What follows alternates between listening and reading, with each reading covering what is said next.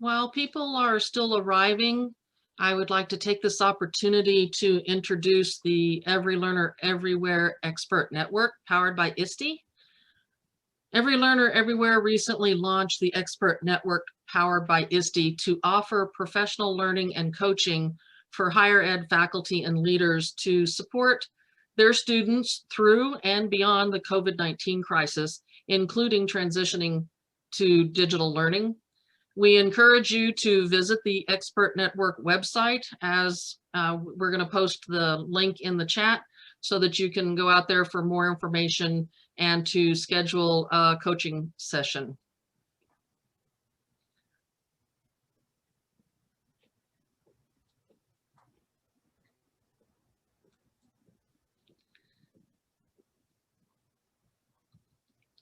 So I'd like to welcome everyone to the Every Learner Everywhere Strategies for Success in Online Teaching and Learning, our interactive conference series. It's a pleasure to have all of you here with us today. My name is Norma Hollebeck, and I'm the manager for network programs and services with Every Learner Everywhere. Before I introduce our speaker, I'd like to take just a few minutes to tell you about Every Learner Everywhere and the mission of our network. Every Learner Everywhere is a collaboration of 12 higher education organizations with expertise in evaluating, implementing, scaling, and measuring the efficacy of digital learning and its integration into pedagogical practices. Every Learner Everywhere is one of 3 solution networks sponsored by the Bill and Melinda Gates Foundation. The other 2 networks focus on advising and developmental education. We work with colleges and universities to build capacity among faculty and instructional support staff to improve student outcomes with digital learning.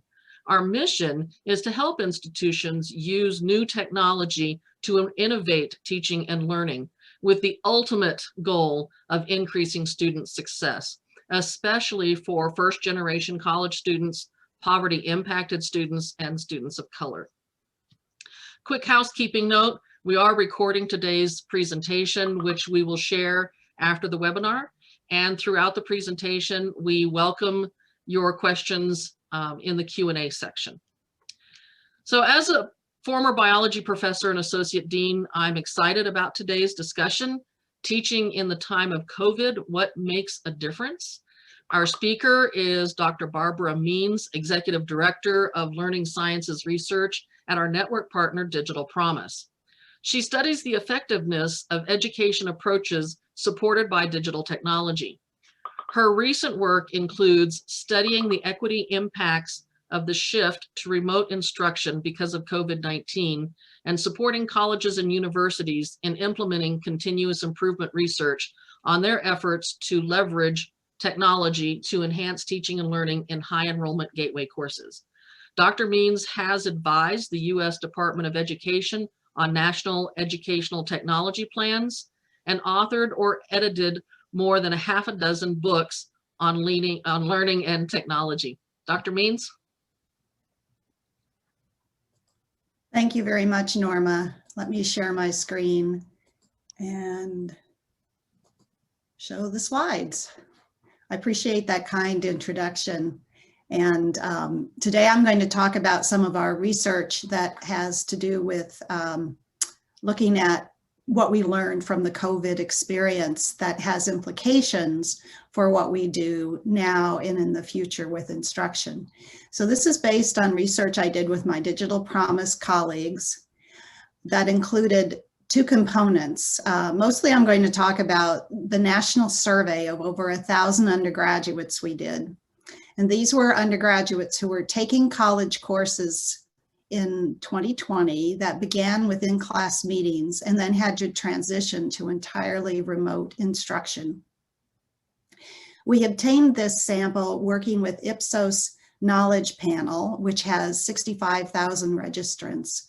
So they identified those people within their panel, within the age range one might expect to be attending college, who had completed high school but did not have any college credential, and identified those that qualified for our survey because they were taking a course that transitioned to remote instruction. We gave the survey last May, And we got respondents about 30% from 2-year institutions and 70% from 4-year institutions. And one of the important things to realize about this sample is that because it's a nationally representative sample based on a statistically valid panel, we can make inferences about estimates for the national population of students who were in courses that shifted online. So it's different from looking at just one particular institution. So one of the things I'm sure will come as no surprise to you that came out of the survey is that if you ask students how satisfied they were with their course that they were taking before COVID hit, that is before it went entirely online, and then after, what we saw was a precipitous drop. So if you add the very satisfied in dark green and somewhat satisfied in greenish, we had... I don't think people are seeing the slides. Oh, they're not being shared? Ah, just a sec. Thank you for that. I am sharing screen. Is it showing now? No, we're just seeing you. We're just seeing your lovely face. Ah, well, in that case, I think you better play them because it's not doing the screen share. Can you share them, Joyce? I'll grab them and share them. I'm on slide 3. It's always good to have a backup plan. It's one of the things we know about teaching with technology.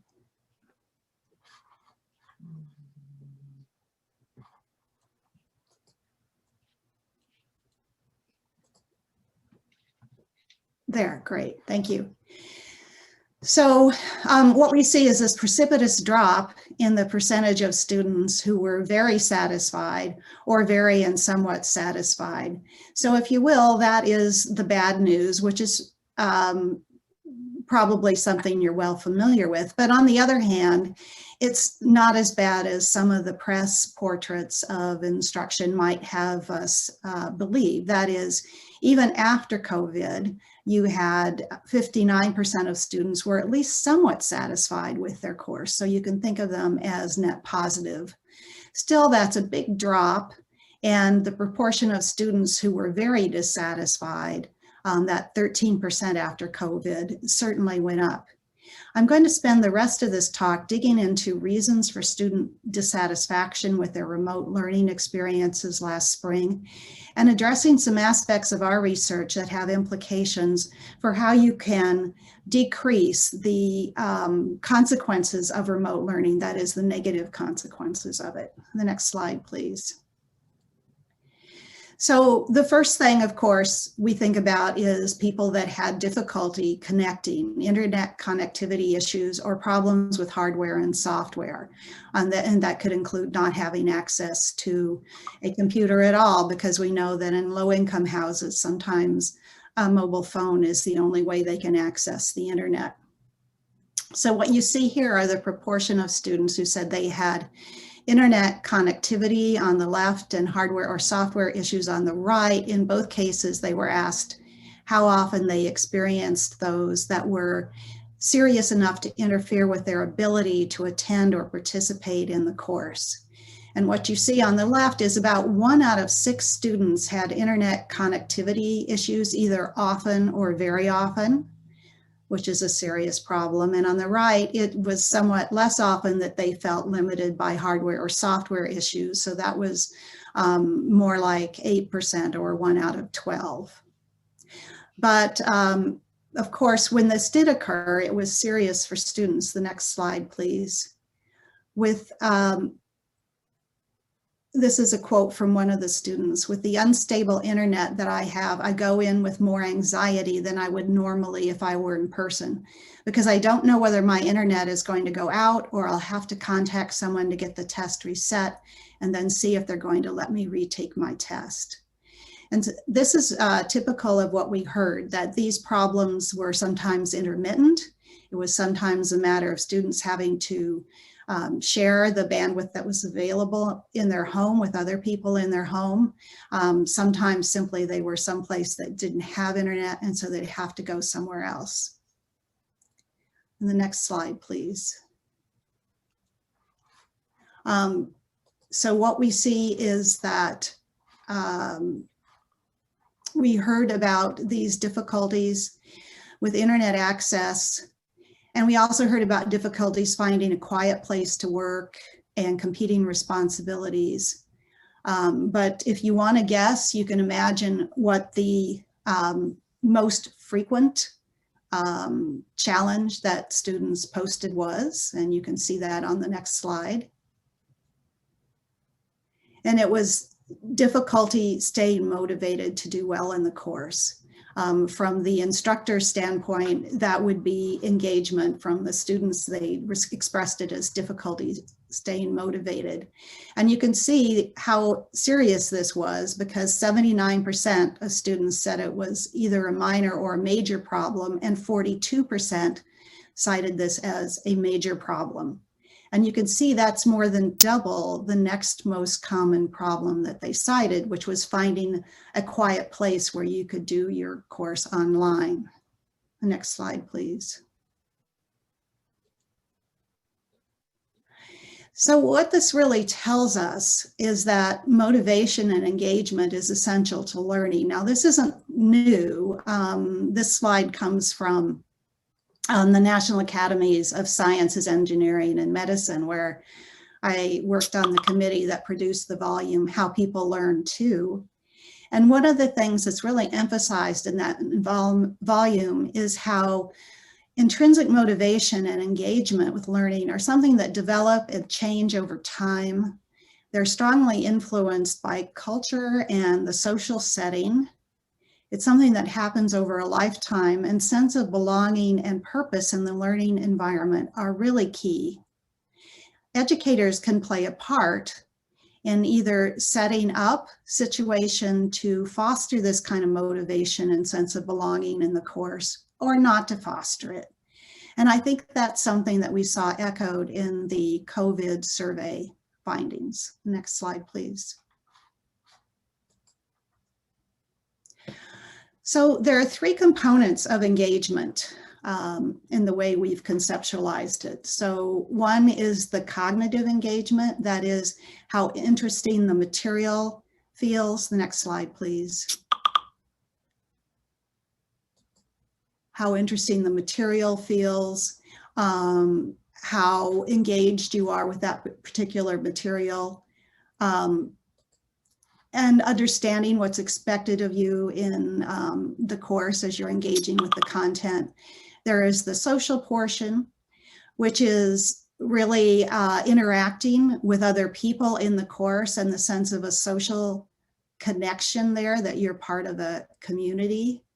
And then there's the emotional section, how you're feeling. Do you feel threatened, or do you feel like you're someone who has a rightful place in the course? And we saw all three of these things come in play when we looked at the responses students gave to open-ended question about what their biggest challenge was in the COVID era as they tried to continue their learning online. So on the cognitive part, things like these two student quotes: not being able to ask questions at the time they form, having to wait to get clarification. Not as engaging. The courses were too focused on teaching the book and not the real life examples. Being able to ask questions during the lesson was also absent, as it was pre-recorded. So they were feeling the loss of the ability to really engage with that content in the moment that was part of making an in-person course feel engaging and motivating to them.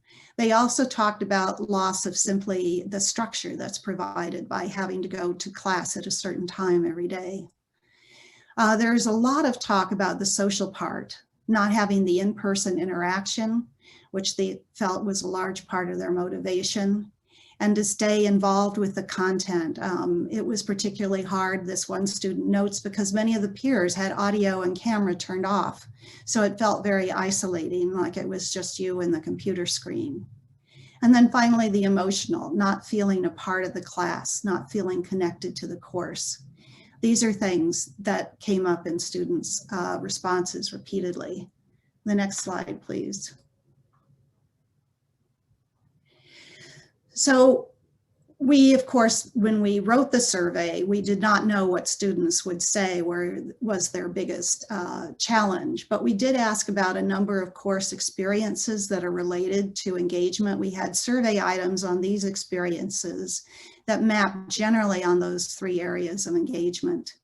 So things like understanding what was expected of you in the course, the instructor's knowledge of your strengths and weaknesses with respect to course content, opportunities to collaborate with other students on coursework, availability of help on course content, interesting course content, and feeling included as a member of the class. We go to the next slide. And what we can see is here, for each of these experiences, we asked students whether in their experience it was better online, about the same, or worse online. So better online would be the dark green. Worse online is the navy blue. And as you can see here, there actually are some students who thought the course was better online, but that was clearly a minority for most of these things. It was less than 10%. Most students felt that the online course was either about the same or worse than it had been in terms of these dimensions. And the area where they saw the biggest degradation of course experience was ability to collaborate with other students. That was hard for them to do, both because of the infrastructure available to support that, and we'll see in a minute because of the way instructors plan their classes, and also because students were dealing with different schedule conflicts and different time zones in many cases after the course went online. The second most commonly cited experience that was worse was keeping course content interesting. So for the majority of students, the course content was not as interesting online. And you also see that around half of the students were less likely to feel a member of the class than they had when the course was including face-to-face sessions. The next slide, please. Now, the point I want to make with this slide is when we ask students about whether they had a challenge with motivation, we could relate that to these different specific course experiences. And one of the things we see is that the quality of these course experiences, which are things that we will argue instructors can influence and the design of the course can influence, the quality of those experiences is related to maintaining motivation even when the course goes remote. So what you see here is that the navy blue bars represent those who felt their motivation was worse online. I'm sorry. What you see here is all of the bars represent the percent who said motivation was a problem. So longer bar, more people think motivation's a problem. And then the 2 color codes have to do with whether the particular aspect of the course was better or worse online. So starting at the top, if clear course expectations were the same or better in the student's view, about 67% of those students had difficulties with motivation when the course went online. But if they said that clear course expectations were worse online, that is, if they were unsure what they were supposed to do when the course went online, about 87% of them had motivation difficulties. So these are responses to different items on the survey, but what it is showing is that when the different aspects of course quality are well maintained, students are less likely to report motivation issues. And one of the places where we see the biggest differences is that second one, availability of help with course content. So that continuing to have some place you could go for help was really important in helping to maintain students' motivation after the course went remote. Next slide, please. We also asked about a number of instructional practices These were things that were taken from the literature on teaching online that are recommended practices. I've tried to put them in the same 3 buckets that we've used to talk about the course experience. So in terms of fostering cognitive engagement, live sessions in which students can ask questions and participate in discussions, breaking up class activities into shorter pieces than in an in-person course. We know that it is much harder when you are by yourself and viewing video online to keep working in a session. And so it's recommended that the course content be divided into shorter pieces. Use of frequent quizzes or other assessments, and assignments that have students express what they have learned and what they still need to learn. That is, those reflection assignments. Social part of course can be supported with breakout groups during a live class or assignments to work on group projects separately from the course meeting. Things that feed into emotional engagement include examples from the real world or from the student's own experiences that help illustrate course content, and personal messages to individual students about how they are doing in the course, or simply to make sure that they can access course materials and are doing all right. Next slide, please. So I'll illustrate a few of these. We have the next slide. Here's a response. These are students in case study courses. So we went to a number of colleges and universities where they had been using adaptive courseware, and we ran interviews and focus groups with instructors and students and got richer descriptions from students of their experience. And we also got descriptions from instructors. So here's one. The instructor says, at first, I just used the videos that Wiley created. Then my students begged me to hold WebEx sessions. So I held a WebEx session every day during class time because they still wanted the interaction. So that's an illustration of that students wanting to interact around the course content. The next slide, please. Another instructor noted in terms of having a way for students to express what they know and to actively engage with the content, because we know that active learning is one of the most powerful things you can do as an instructor. Students love watching videos, but they never extract the information from them. They think it just permeates to them. And so I just literally took the script and asked questions about the script, that is during the session, so that they would extract the information that the video was trying to give them. And that was it. It was a very simple assignment, but it went from passive to active. This is the kind of thing that some instructors started doing. The next slide, please. So when we took those 8 instructional practices, sorry, I skipped this slide. And then on the emotional side, this is an instructor, you can read this, who noticed that a student was not coming to class and then emailed and helped to problem solve with the instructor. So one of the things we found that was among the most powerful of the things instructors did during COVID was personal messages, or at least what the survey students perceived as personal messages. Some of them can in fact be generated by systems. But this is one where an instructor actually reached out and said, and found out that students simply didn't know what to do or how to complete assignments. And the instructor gave suggestions and also adjusted deadlines. And this kind of response was very common among instructors. The next slide, please. So what we did for each of the survey respondents, we added up the number of the instructional practices of the 8 recommended instructional practices that respondent said his or her course had had. And then we related that to how satisfied they were with their course post-COVID.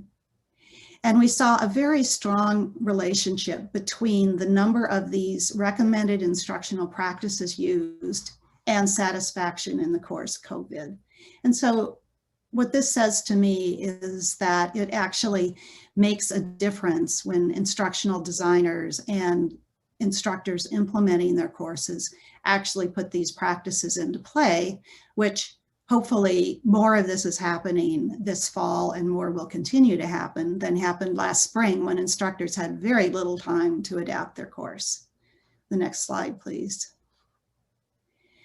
When we looked at the individual practices, individual ones, and predicted course satisfaction, we found that the three with the strongest relationship were using real-world examples to illustrate course content. And remember, that's one way to get that kind of emotional connection from the student. Sending personal messages to students and assignments requiring students to reflect on their own learning. And so there is the cognitive aspect of it. And all three of those come in. Now, I've just given you a taste of the survey results. And we're going to go to the next slide. And I'm going to try to paste this into the chat. We actually have some reports that, let's see if I can do this for everyone. We have some reports that have all of the findings. And if I don't get them in there, probably, I'm sure that Laura can. For some reason, I seem to be disempowered, but we will post those for you at the end of this. So the first one, Suddenly Online, is on the Every Learner Everywhere network. The second one, Unmasking Inequality, is about the responses around STEM courses in particular. And the third one, STEM courses during the COVID pandemic, lessons from spring 2020, is brand new. And both of the latter two are available on the Digital Promise website. So the next slide, please. In addition to these survey responses I've mostly been talking about, we also did case studies, as I mentioned, of some particular courses that were STEM courses that were offered employing adaptive courseware. And here are some of the things that we found that were interesting. One is that courses that were using courseware already, and that is where students were doing part of their learning, interacting with materials that could include course content, assessments of their learning, opportunities to practice, ideally all three of those things combined. They seem to feel that the transition was easier. I'll let you take a look at this, both the instructor response on the left, who found it was a fairly easy transition because they had already been doing this kind of teaching, and the student response on the right, comparing the class with adaptive courseware to other courses, and felt this is one of my classes that transitioned very well. Because many of the things students were already doing, they were already responsible for their own learning to a fairly large extent, using the courseware in a kind of blended instruction. They were able to make the transition without too much difficulty. And I'm going to come back to this point a little bit later. The next slide, please. So one of the things we did was to look at the kinds of research-based instructional practices that are recommended. And some of these can be supported by adaptive courseware, and those are here in navy blue. So being transparent and specific and clear about course expectations, most well-designed courseware does that very well.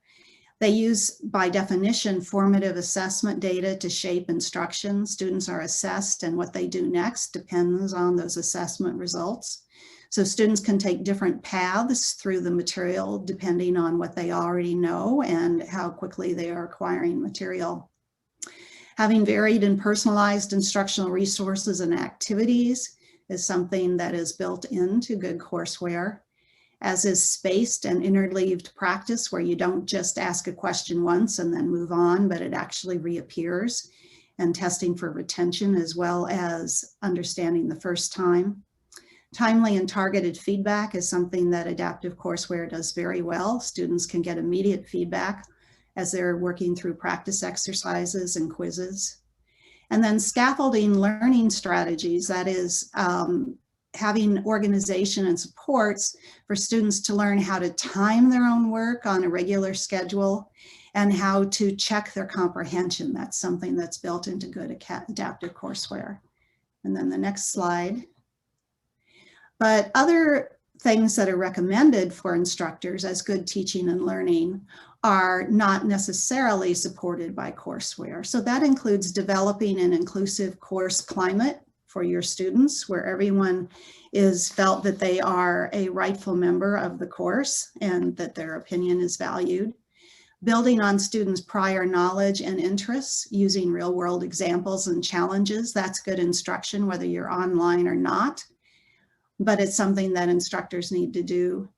Promotive active learning, that deeper processing of course material, fostering student collaboration around course content, and using interactive simulations to develop mental models. Now, some courseware incorporates all of these things, but it doesn't necessarily come with the courseware.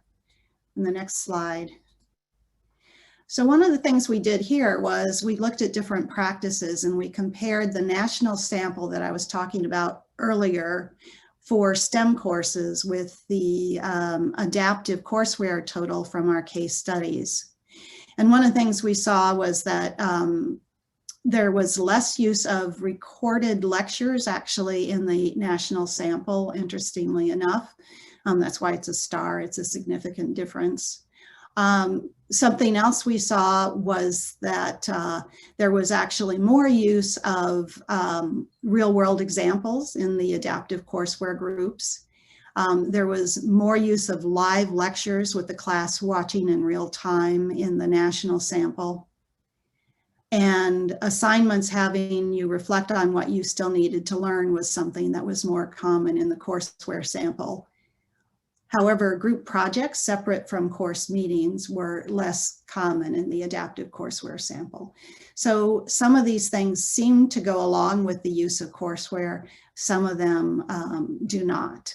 We do know a number of instructors had difficulty setting up group projects, partly because of the logistics that became difficult for students during COVID, and partly because it was just something they had not thought about in connection with a class delivered online before, and there wasn't time to really do that. So we heard very little about doing that from our case study courses. And finally, my last slide. These are some of the points that we want to make coming out of this work as we think about equity and quality going forward. This was a tension for many instructors. They realized that some of their students did not have good broadband access or did not have good computing devices. We know from the national survey that some students got help with obtaining these things from their colleges, but it was a relatively small percentage. A number of universities and colleges recommended that all of the instruction be made asynchronous because of concern that some students wouldn't be able to have internet access. But the problem with that was the impact on motivation, because students without any kind of synchronous sessions found it much harder to keep up with their work and to feel connected to the course. So it really is a trade-off. And we ended up with the notion that the best approach is probably what I call the belt and suspenders approach. That is, you need to have asynchronous options for students with internet access difficulties, but it's still very important for motivation to have synchronous instruction and synchronous access to someone who can work with students around course content. So this could be sections with section leaders, it could be supplemental instruction or tutoring. Ideally, it includes the course instructor who's a role model for students. Checking in with students to make sure they have access and are coping is very important when something like this happens suddenly.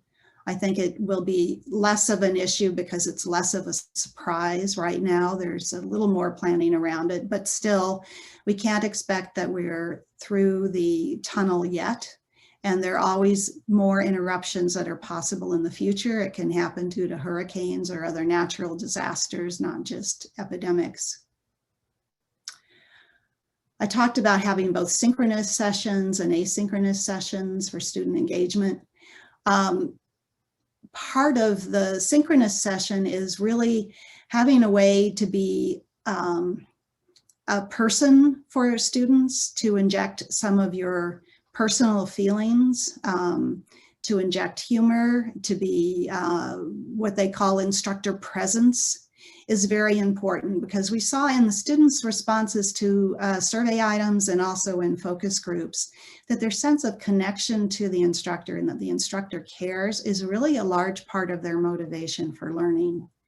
What's hard is to find ways to be present for students who have to do much of their coursework at off times. That's where some of those personal messages can really come in, but also you can post materials that include a description of yourself, why you think a lesson is important, some things that are informal, get around some of the formality of course instruction is particularly important at a time when it has to be done at a distance and asynchronously for some students. And then finally, I didn't stress it today, but another theme we saw in our case study work is the need to reconsider course deadlines and the way student learning is being assessed. There was a lot of concern on the part of many instructors and on the part of a number of students too about cheating on examinations during COVID, and the use of lockdown browsers by a number of colleges is something that was fairly common. It was not without controversy. There are issues around privacy. There are also issues around equity, because students who don't have a computing device with a webcam in many cases then would have to go through another process for being monitored during their exam, which was different. Students also reported anxiety created by knowing they were being monitored during the exam. So there are ways in which that trying to enforce an academic integrity, if you will, during the examinations really worked against equity concerns. What we saw is a number of instructors tried to, instead of having a lockdown browser, they would try to do the examination and avoid students sharing answers by having very tight time limits. That again interacted with equity concerns, because students who had unstable internet were the ones who were most punished by any kind of tight time limits, as were students, of course, who had other requirements for things they had to do that might have conflicted with the exam time. So in general, we advocate trying to rethink assessment so that evidence of learning can be done with something that is application of knowledge, rather than answering a question that one could Google quickly and put into the course exam. So I think something good that might come out of this whole experience is rethinking what it is we really want students to learn, and what we want to learn should be what we are actually assessing and the way we assess when we are doing that within our courses. So I will end there, and we can go to the final slide. And I think I haven't been able to monitor the chat while I was talking, but it looks like there's some great comments and questions. So I will let Norma facilitate. So we do have some really wonderful questions in the Q&A section. The first one came early on when you were talking about the survey, and our attendee wants to know, just wondering, did the survey questions distinguish between synchronous and asynchronous online delivery modes? Yes, we had a survey item about whether there was synchronous instruction, and then we asked about other features. So we know whether synchronous instruction was included in the course, but we don't know if the course had both synchronous and asynchronous. We don't know which instructional practice was in the synchronous part and which was in the asynchronous part from the survey. It was just a matter of the way it was constructed. So I think my answer is yes and no. Hopefully it'll be a little clearer if you can read the full report. So, and added on to that, did the survey look at how instructors do student check-ins? Was there a specific practice, synchronous, one-on-one meetings, emails, surveys, etc., that was more preferred by students or most effective?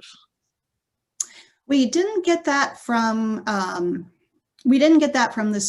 survey itself. The survey itself, of course, is limited in the number of items you can ask and how complex the items can be. But we did look into that in some of our case study work, and that is why we did the case studies. I think students were most responsive when they got, or most appreciated, personalized answers, a text or phone call. Text is probably the preferred mode for most students, but email was fine as long as they had established that channel of interaction. Students also really appreciated timely responses. I will say that setting up expectations around when you are available to be texted, emailed, or even called, and a lot of instructors actually made themselves available by phone too. Setting up a time for that and setting up some kind of expectation about what the turnaround would be was appreciated by students. They sometimes expressed frustration that they didn't know whether they would get an answer in time. They didn't know how long it would take. And of course, from the instructor's standpoint, you have a lot of students and they can contact you about anything at any time. And you're still hoping to have a life somewhere in the 24 hours of a day. So it can be very hard for both of them if expectations aren't set up in advance. Okay. Our next question, being from a university that is known for being very accessible to students with disabilities, it is much more difficult to adapt a course from in-person to online for these students. This is particularly true for courses that rely heavily on visual or auditory demonstrations. Make course materials accessible is rarely addressed by webinars and I've attended regarding online remote teaching. Can you comment on any resources or information regarding making online courses accessible? I think one of the places I would look is at CAST, C-A-S-T, which is the place that has really fostered universal design for learning. And there are a lot of accessibility resources on their website. So I would look there. I would also consider looking at some of the more professional courseware products are accessible. They can, in fact, not be used by most colleges and universities unless they are accessible. And to the extent that these are woven into a course and students are used to working with them, that point about the transition, if you have to go completely remote, really, I think, applies very much for students with disabilities. So we did find at least several cases in our case study work where we had students who did have a disability, and with the adaptive courseware, they actually made the transition and felt good about it. It was one of the things they liked is that they were able to replay the recorded lecture, so they could replay it if they wanted to do that again. And there were a variety of ways in which they could ask questions and express what they knew and what they didn't know about the content. So it can be done. And I would look to those two places. That is there courseware in the subject area you teach, and then also going to some place like CAST. Okay, our next couple of questions I'm going to stack together because they kind of are interrelated. Do you recommend for students to turn on their video during synchronous class? And then if synchronous learning is not possible, what is the best way to increase motivation and the social element that you found? Yeah. Okay, I'll do the first question, which is easy or easier. I do recommend that students turn on their screen in a synchronous class, provided that bandwidth isn't an issue. Sometimes that is an issue. Also, sometimes it's an issue.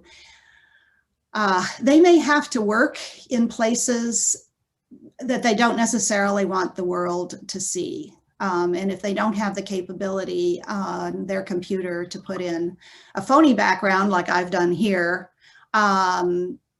it can reveal things to the world that they shouldn't have to reveal. We had one student in a focus group who, because of the internet in her house, she got the best signal in the bathroom. And so she had to do her work in the bathroom.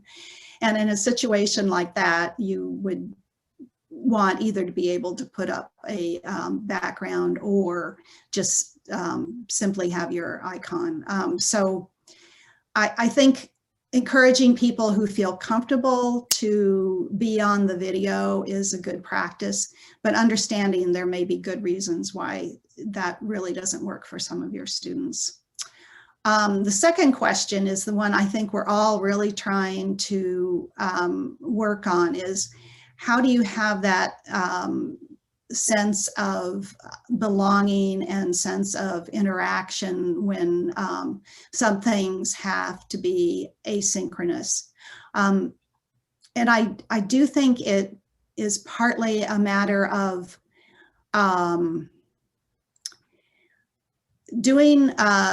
having activities that students can do asynchronously, but that you respond to what they've done in the future things that you do asynchronously. So for example, if you are studying a concept and you ask students to, it can even be filling in a textbook, where do you see this in your everyday life? Or how would you apply this to the problem of X or Y or Z?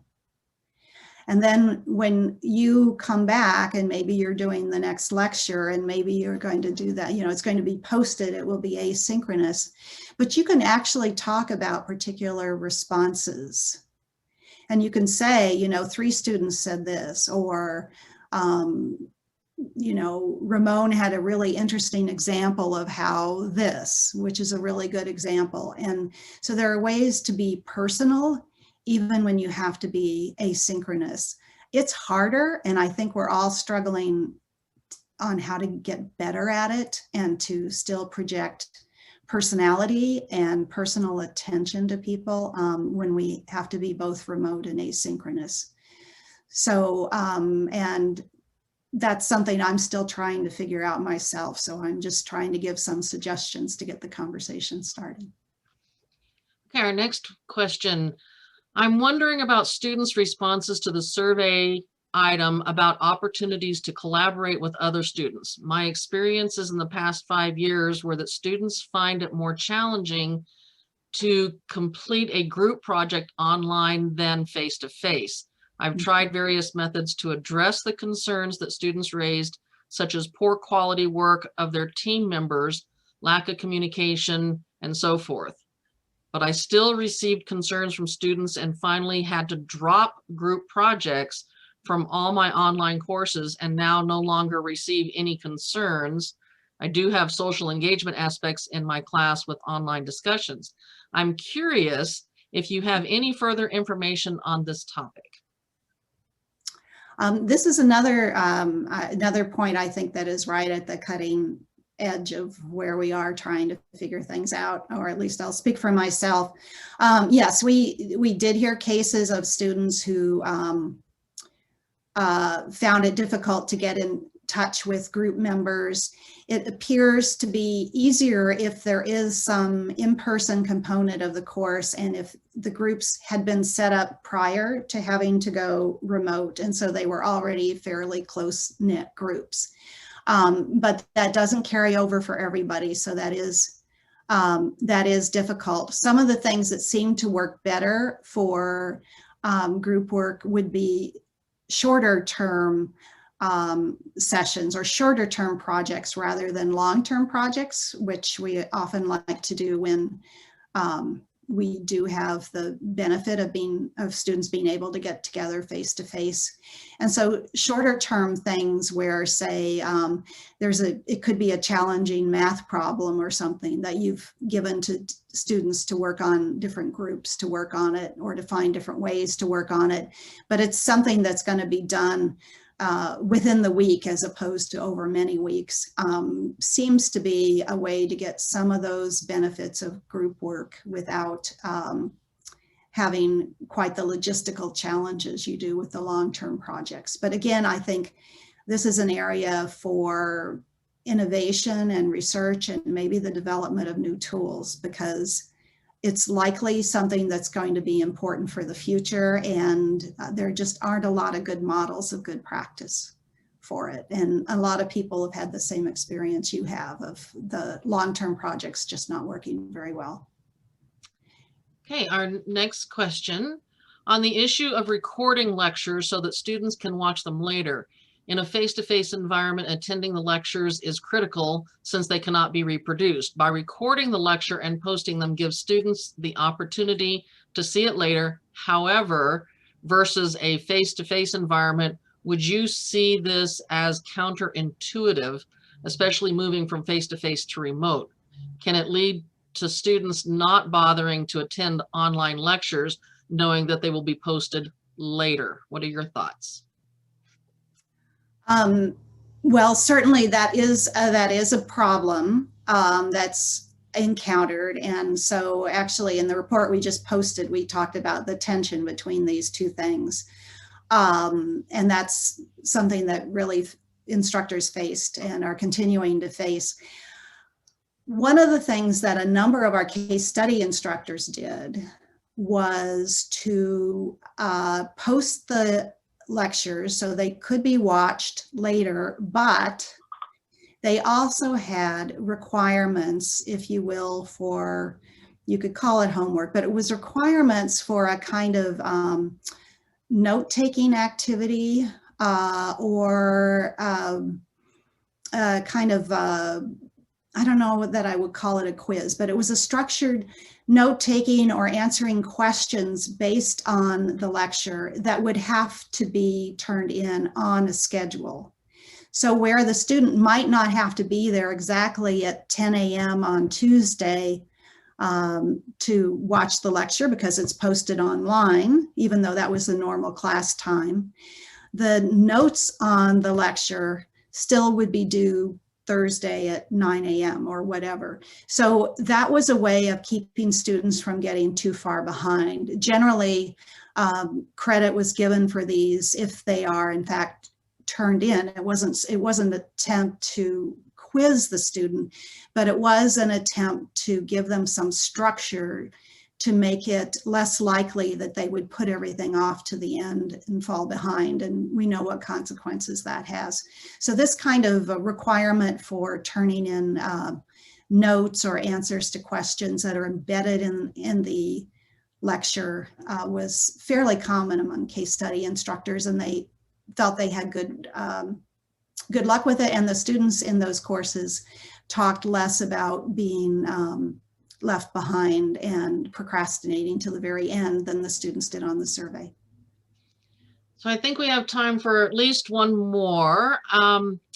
So this one is, I'm curious about second level learning. Any surveys in the works to help us understand what students learned about themselves and about being lifelong learners from their experiences dealing with this disruption, or how to help them make those reflections? What a fascinating topic. I don't know of a survey like that in the works. We did have a few respondents on our survey who, when we said, what was the biggest challenge that you faced? And that was the one open-ended question.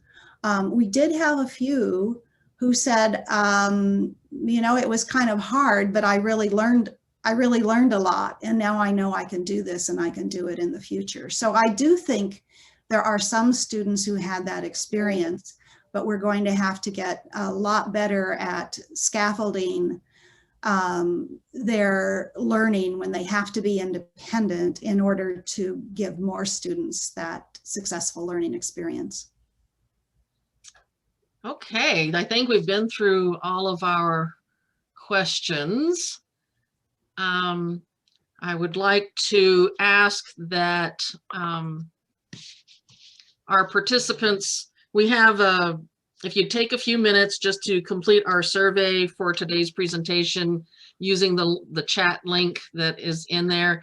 If you've got something more pressing to do or another meeting immediately after, don't worry. We'll send the link to the survey when we also send you the email with the link to the recording. We've also been asked to send out a PDF of the slide deck, and we'll put that in the email as well.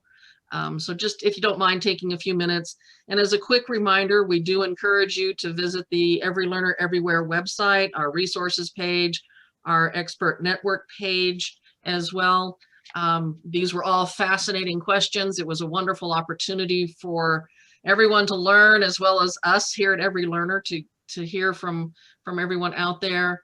I would like to thank Dr. Means for her time and effort in engaging us in this topic and getting us started in our interactive conference. And I am looking forward to seeing everybody next week.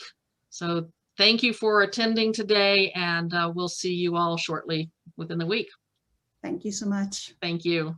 Bye-bye.